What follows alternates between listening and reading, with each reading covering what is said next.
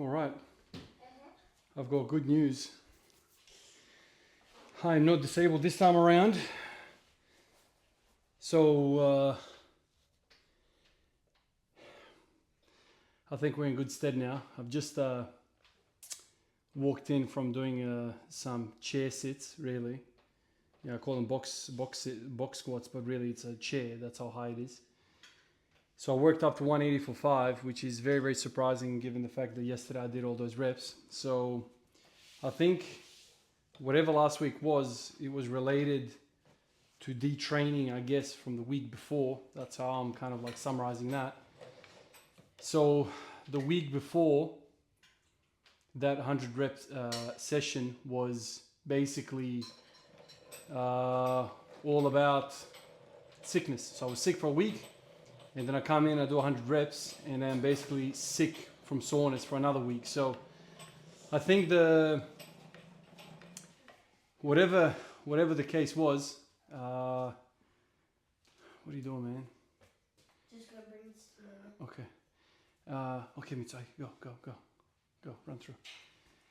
Whatever training that I did before that week of sickness, it was, seems like it didn't even matter. You know, I spent all these months of training with high reps, then I have a week off training, essentially.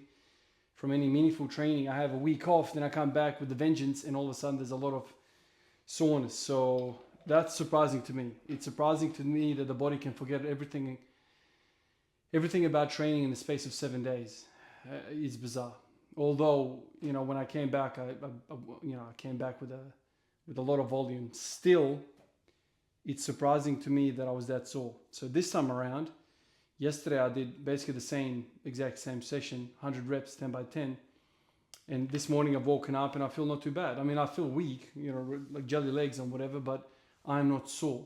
I'm not, you know, overly tight. I'm just kind of normal, just spent, which is okay. You know, I'm happy to kind of go through these types of sessions, you know, with high volume, as long as I'm not freaking disabled, because last week was difficult to go to work, and you know, spending 8-9 hours on your feet at work while dealing with that soreness is not ideal, man. I don't want to have to go through that.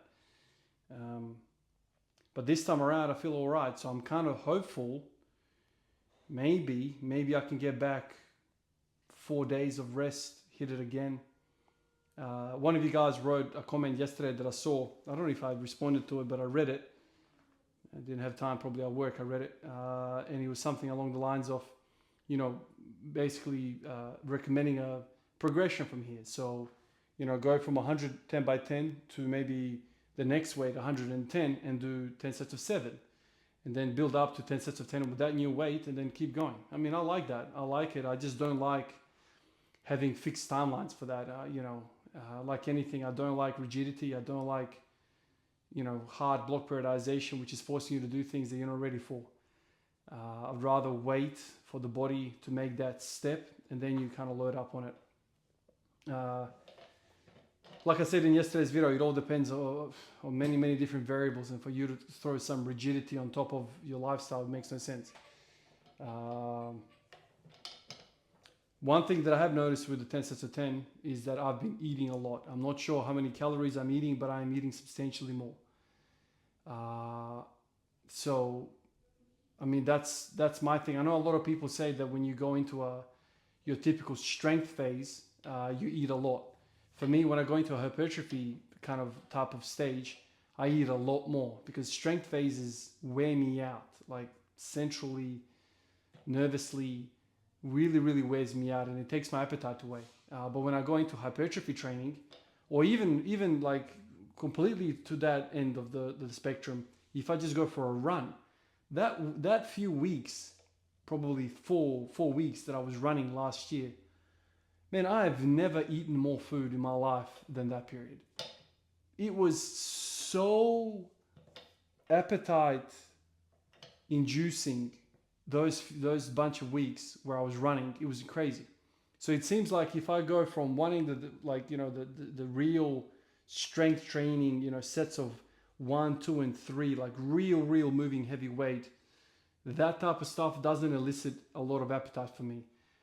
Strength, it's a bit more than that. Like if I go 5x5, a bit more reps, then I go into hypertrophy kind of end of the spectrum, more appetite. If I go into running, the most amount of appetite.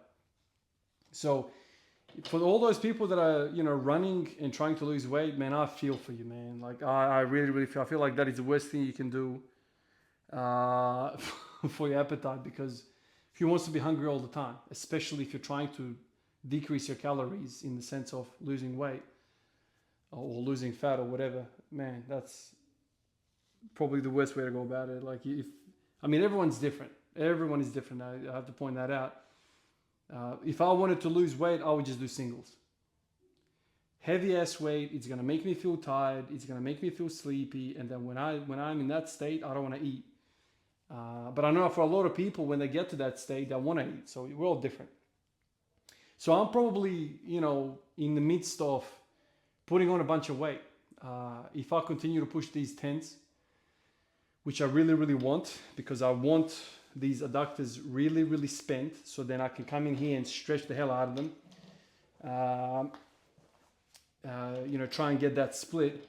You know, sets of 10 are really kind of warming these muscles up, my hips, putting a lot of blood through me.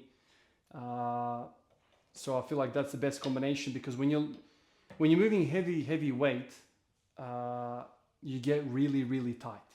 That's kind of what strength is. If you really want to be strong, you need to be really, really tight. Doesn't matter who you are. So I feel like if you're trying to get flexible and you're moving maximum weights, you're kind of one step forward, one step back. But when you're moving a set of 10 around, you become more flexible, because there's just so much blood into the tissue and you kind of relax afterwards. At least that's my experience. But when I'm hitting 200, 180, you know, that kind of stuff, 210, or I'm hitting deadlifts for 260, everything gets tight, because that's what you need to move heavy ass weight. You need a lot of tension to the muscles. So I feel like this stage that I'm in right now, it's making me feel good. I'm stretching a lot and I'm going to eat a lot. And I think these two things are probably going to be the most conducive to me moving forward, because I think we can all agree that if I am to go to that next level of strength, the 220 of squats, the 270, the 280 of deadlifts, I will need to put on a little bit of size. Now, I've always said to you guys that I don't want to put on any old size. I don't want to be fat. Health is a big concern for me. So I'm going to try and kind of see how I go. I'm going to have a lot of energy expenditure with these squats, and I'm going to have a lot of food. So hopefully I don't overshoot it. I mean, I don't want to overshoot it a lot and become fat. That's definitely not going to happen. I'm going to keep an eye on that. But for a lot of work, you also need a lot of fuel. So that's kind of how it works. And, you know, theoretically speaking, if you put a lot more work into it, you're going to get stronger. If you listen to what Louis Simmons always used to say, it's like, man, if you want to get stronger, you have to do more work. It's just, that's how it is. And if you find yourself stuck in this plateau, you basically need to do more work. How you get that work in, it's not always simple, because you can't just always add more sets. You probably need to decrease your weight to make that work, because it's impossible just to add more sets. If you're doing, you know, 90% weight all the time, you're going to burn out and you're going to probably tax yourself too much. But I'm quite excited about this stage right now. Like, I'm feeling amazing. I'm really, really feeling amazing now. Now that the soreness has gone away, I'm feeling long. I'm feeling healthy in my hips. I'm feeling like my mobility is great.